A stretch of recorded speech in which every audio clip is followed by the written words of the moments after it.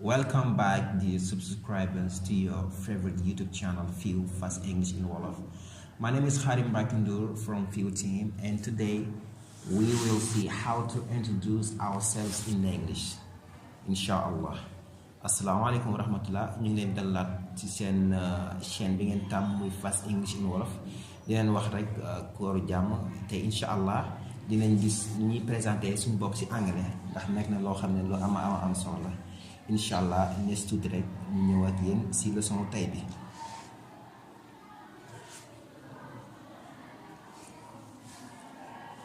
waaw kon mbokk yi dañuy njëkk a lire texte bi rek su ko defee ñu ñëw ci firi bi inshallah.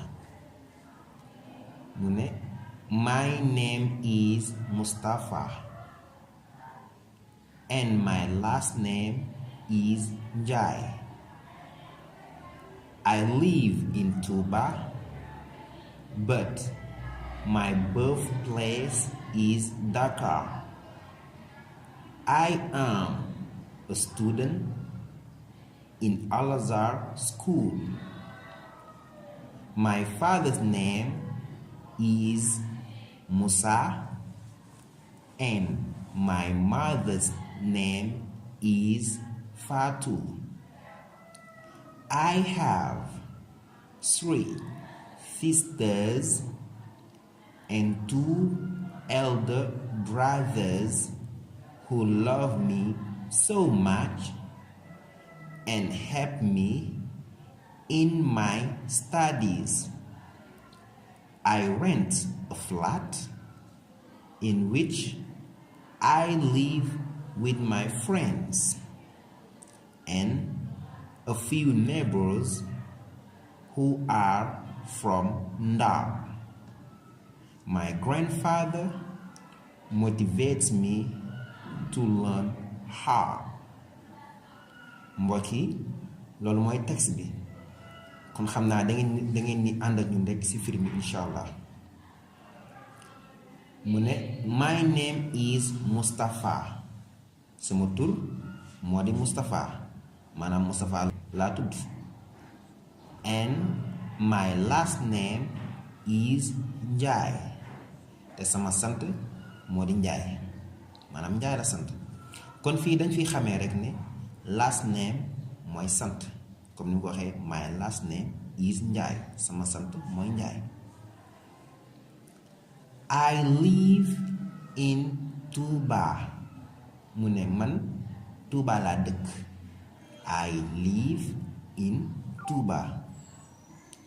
But my birthplace is Dakar. waaye Dakar laa juddoo wala fi ma juddoo mooy Dakar.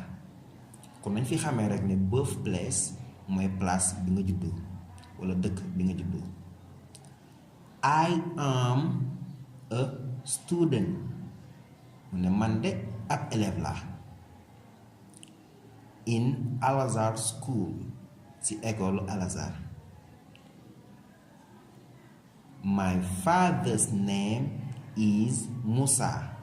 sama baay mu ngi tudd Musa. father mooy baay kon na fi xamee rek father mooy baay comme ni nga ko waxee fii my father's name is Musa. sama baay mu ngi tudd Musa. and my mother's name is Fatu. sama tur yaay Fatu la maanaam sama yaay rek Fatu la tudd. kon yaakaar naa mother ak father bi su fekkoon ne yéen ñuy topp bu baax jotoon nañ ko jël ci leçon yi passé. I have 3 sisters. am naa ñetti mbokk yu jigéen. sister nag suñ ko waxee mooy mbokk mu jigéen boo moo xam daf la mag wala nga mag ko sister lañ ko wax mais na nekk jigéen rek.